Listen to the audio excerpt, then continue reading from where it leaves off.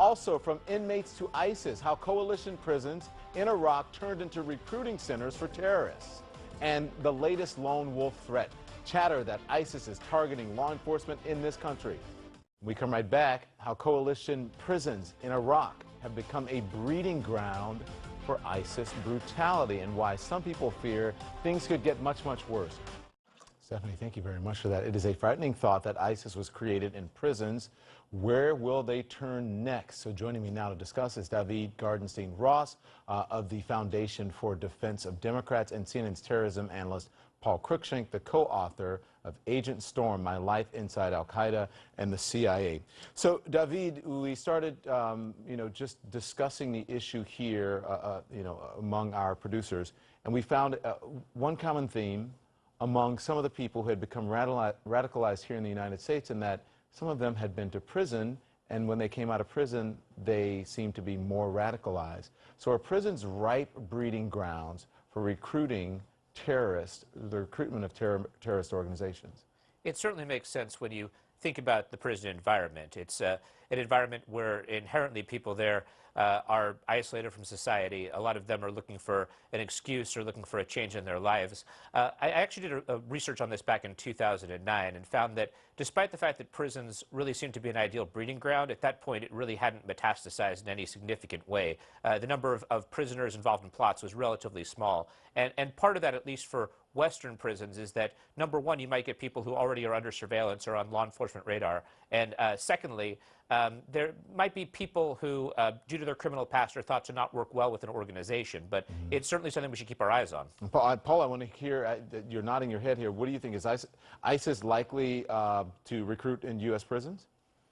Well, I think there's concern that there is radicalization going on in U.S. Prisons. The FBI has been concerned about this for some time. There was a plot back in 2005 in Torrance, California. People radicalized in prison. The plot was thwarted. We've seen other plots in Europe.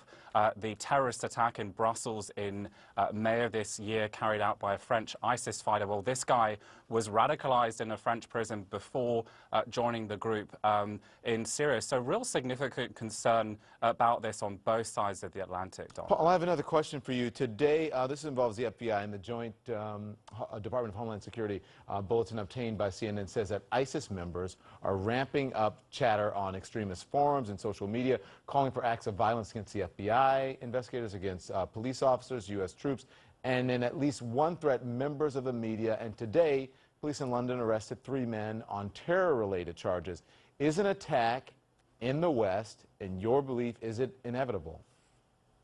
Well, I think there's significant concern that there could be an attack in the immediate term. The biggest concern is lone wolf terrorism here in the United States or somewhere in the West. 3 weeks ago, ISIS's spokesman called for lone wolf terrorism in the West, for ISIS supporters in the United States to carry out attacks. So I think there's a lot of concern about that, but also concern ISIS itself may orchestrate attacks, may train Westerners in Syria and Iraq to come back and launch attacks. And they have about 1,000 Westerners in their ranks, so it could be a significant threat from this group, but I think that might happen in perhaps 3 or 6 months if they decide to pull the trigger, Don. Let's talk more about recruitment and training here, because, David, I want you to take a look at this latest ISIS propaganda. It's a video called Blood of Jihad. It's showing fighters in basic training, the Hollywood camera work, violent drills. I want you to watch this. قتال الشوارع والدفاع عن النفس.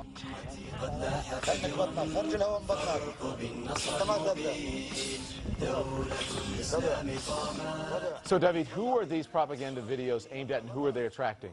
I think the video is aimed primarily at people who are already radicalized, people who are looking for some sort of action. It's trying to show them what things are like in ISIS camps or things are like on the field when you're fighting for ISIS. Paul, ISIS controls 80% of Anbar, the province to the west of Baghdad, and just miles from Baghdad itself. Will they be able to take back Baghdad, or part of it? Some of our military analysts here have been saying they don't think that, Baghdad is going to fall to ISIS, but others have been saying it's a real possibility.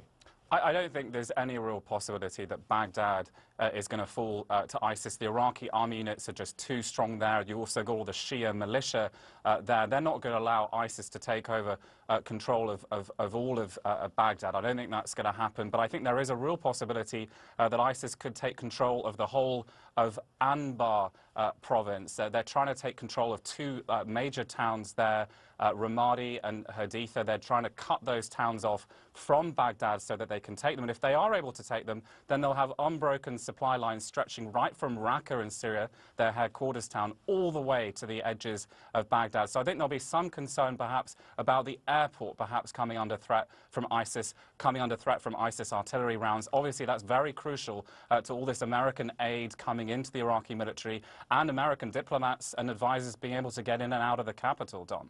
Gentlemen, thank you very much.